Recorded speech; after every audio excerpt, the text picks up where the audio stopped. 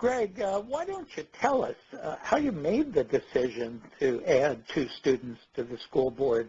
What's the background on this? What kinds of issues led you to decide you wanted student representation? Thanks, Doug. Yeah, Dr. Polyak brought that idea to the board a couple years ago. And if memory serves me, we had a brief discussion on it and then got sidetracked onto a couple other pressing issues, and then he brought it back again. And so I've got when it was presented to the board of, we're running out of time here, we want to get kids on for the next school year, our discussion, which is unusual for us, was fairly brief. I often kid that the 7 of us board members can have 11 different opinions on any one subject. We tend to talk things out a lot. And so the only discussion that we had on this for Leyla and Marco's predecessors was how are they going to be chosen. So Dr. Polyak described that process, and from there we just kind of looked at each other and said, okay, sounds good, yep, thumbs up, and we moved forward. It was one of those times that we know our kids and the remarkable things that they do and the quality that they are, and we're at that point anxious to have them, start with us. Kind of thing, Doug, that you can't take them away now. They're part of us. So what was the rationale for adding students? What did you expect student representation to contribute to the government process? Sure. Well, we hear from teachers, administrators, parents all the time, especially administrators, on things that they want to do and the process that the board lays out that we're working on to accomplish. But as we quickly thought about it, we don't have a student voice there. And Leyden has 2 different campuses. We have a East and West campus. So Leyla and Marco both together represent one from each campus. So we're hearing their voice and things that they're looking to do, or questions they have on, or rationale as to why the board did what they did, so they can bring that information to the student body and then bring things from the student body back to us. It's kind of neat. I think it was Marco or Leyla when they first joined us this year. I asked them if they had gotten any requests from their fellow students to see about getting extra special things in school and how they were dealing with those somewhat pressures. And they looked and smiled and said, yeah, we get that a lot. But, they understand there's a process involved as well. Okay. Nick, do you want to jump in here? Sure. Yeah, thanks, Doug. I think when you walk into our boardroom at Leyden, the first thing you see when you walk in is the phrase, what's best for the kids? And that's always the mentality that our school board takes.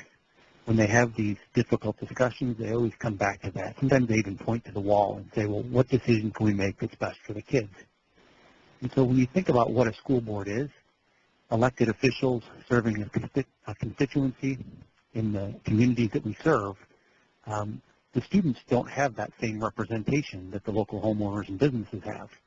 And so by adding these students to the school board, it brings a voice directly back to the kids in our buildings. And we believe very passionately about student voice at Leyden. When we did strategic planning, there were students in the room with us. When we interview for administrative positions, we have students asking questions. We have students giving building tours and providing feedback as we make those important decisions. And so ultimately the conversation I brought to the board was, if we are the most important decision-making place in the district, why don't we have students here too?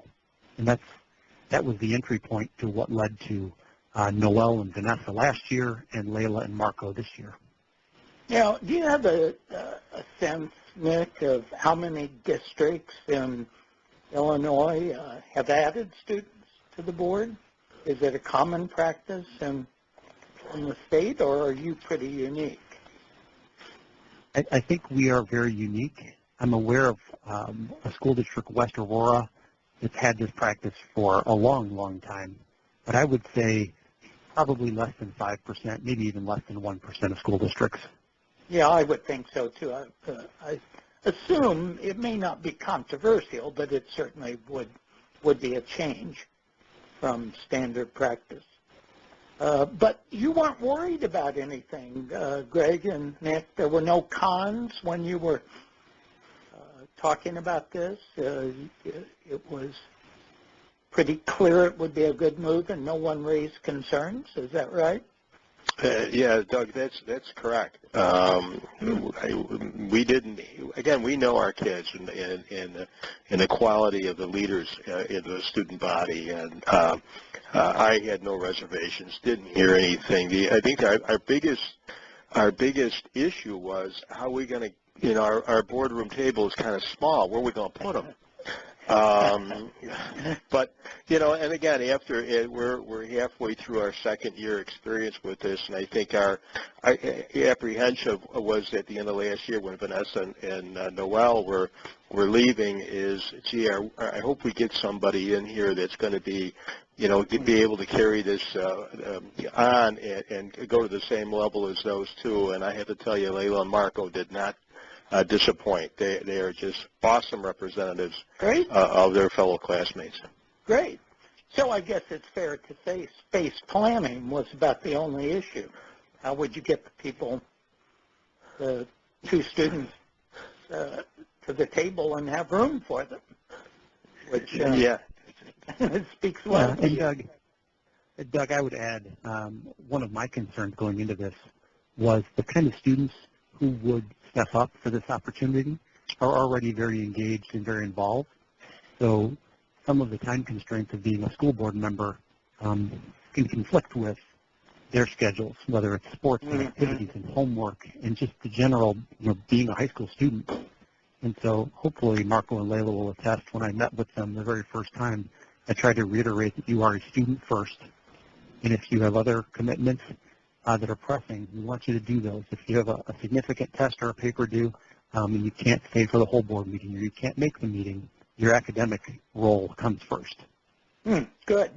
Now, how did you choose the two students? This is your second go-around, right? You now have had 4 students on the board. What was the process you followed, Nick? We followed, thanks, Doug. We followed a very simple process. We talked about the possibility of a student election. We talked about looking at leads from student council serving as the school board members.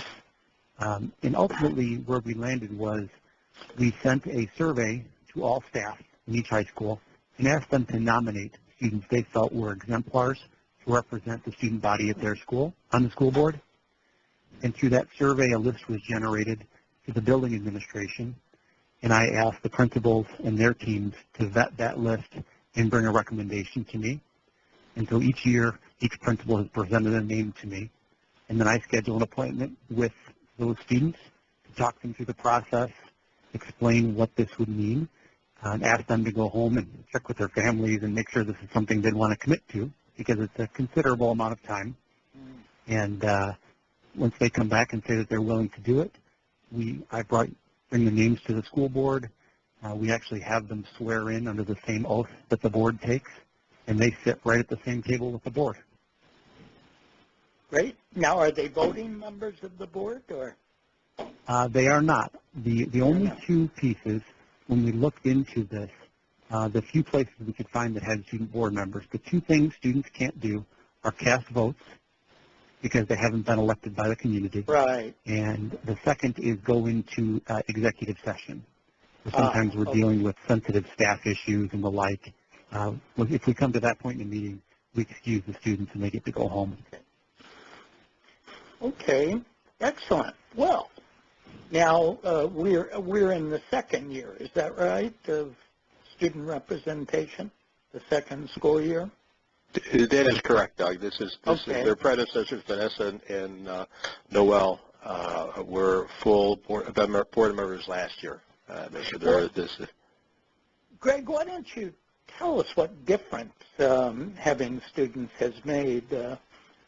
What kind of impact have you noticed? And have you encountered any problems having student representation on the board? Yeah, thanks, Doug. No, the only problem we had at past tense was how do we fit them in at our table, and we've since Dr. Polyak has gotten staff on board, and we've lengthened the table, so we've solved any obstacle at all that was out there. Bear in mind that our board members attend other functions as well that the board may go to.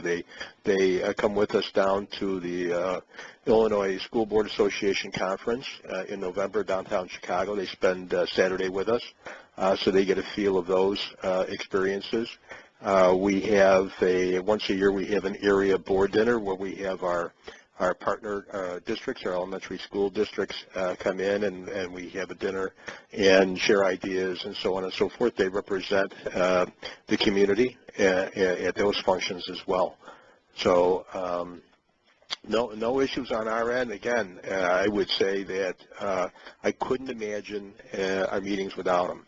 At the beginning of our meeting, each present us with a report on what's going on at their individual campuses, so that we can, that there are eyes and ears there, so that we can be attuned to that. They've brought us some suggestions, and Dr. Polyak or Leyla, remind me, there was something that was just happened that one of them, I think Leyla brought to our attention, that we're looking at doing. This is football, I believe, correct? Leyla, is that correct? I think, yeah. Oh, right, the girls' football? Mm-hmm. I think that was something from your student body that was presented to you. Is that correct? Yes, there was actually one of the students, she's very passionate about, girls' football, and she tried to get that going around school, and I let her know, and, she just, couldn't get it going, so I let her know. I was like, hey, you know what? Come get your statement together, come to the board meeting, and, they'll allow you to present. And she did. She came. She was prepared. She was organized, had all the information done. And then just, I think, a few days or later, she gets an email saying, that girls football is a go. So. Doug, that's how these students interact and what they bring to the board.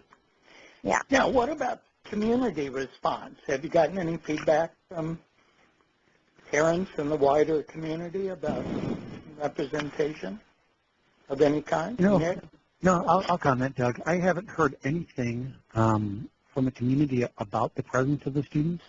When parents come to the board meetings for other events or to see their own children honored or recognized, I have had comments about how nice it is to have students there as part of the process. But I think your original question was about what has the impact been on governance? Mm-hmm.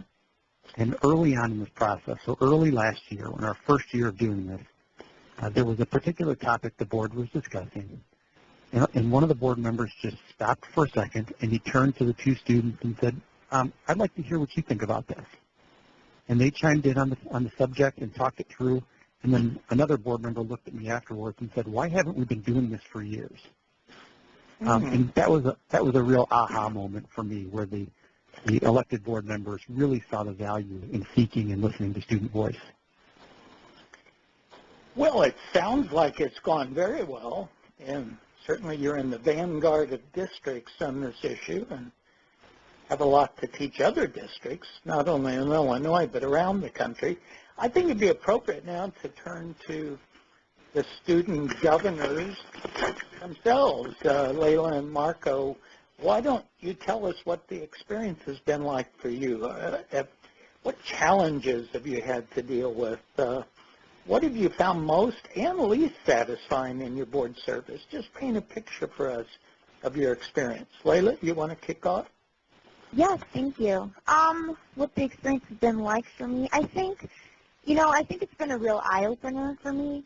I'm blessed, Marco and I are, blessed with the opportunity to see behind the closed doors of how our schools function. And with that, I think I learned to appreciate my administration and just the teachers and everybody involved even more, just because I got to recognize, the brains behind the beauty that we call Leyden.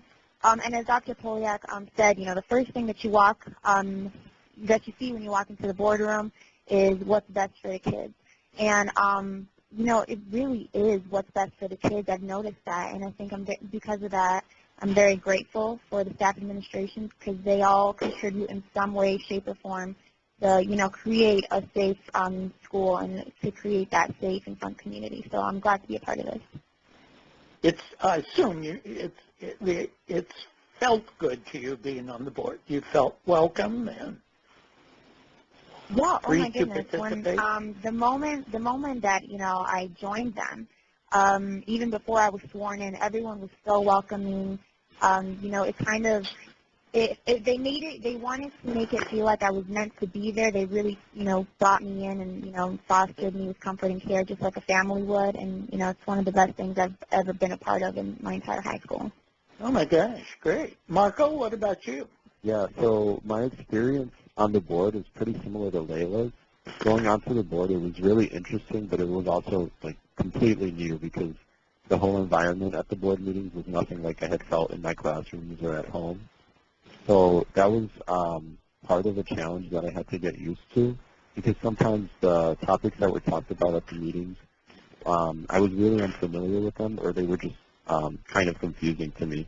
But once I got more used to the dialogue that was used at the meetings, I got more comfortable with my position and I was able to bring up concerns directly to the board that were being expressed by the student body, and that was really exciting because as a student body, there's a lot of things that we talk about just because we're really interested in them. For example, in the beginning of the year, a lot of students were talking about wanting more aid for undocumented students and raising awareness on their rights. And I just really wanted to make sure that the people in charge of our school knew that the students were talking about that.